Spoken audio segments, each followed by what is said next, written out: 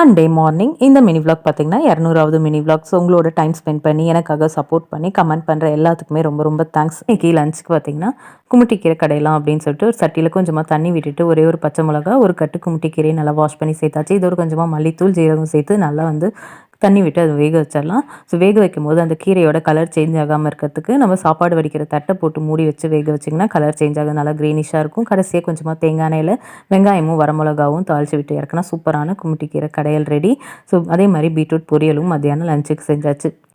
காலையில் பிரேக்ஃபாஸ்ட்டுக்கு கேரட் சட்னி தான் செஞ்சிருந்தேன். ஸோ கேரட் சட்னி செம்ம டேஸ்ட்டாக இருக்குது. இது வரைக்கும் நீங்கள் ட்ரை பண்ணலன்னா ட்ரை பண்ணி பாருங்கள். ஸோ இந்த மாதிரி கேரட் சட்னிக்கெலாம் கொஞ்சம் ரொம்ப மெலிசாக ஊற்றாமல் இந்த கல் தோசை மாதிரி ஊற்றி கொடுத்தா 2-3 சேர்த்து சாப்பிடுவாங்க.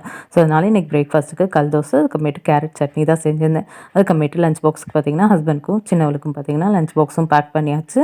ஸோ சின்னவளுக்கு கொஞ்சமாக செவ்வாழையும் சிப்ஸும் போட்டு கொடுத்து பீட்ரூட் போட்டு கிளறியாச்சு. நெக்ஸ்ட் மினி விலாகில் பார்க்கலாம்.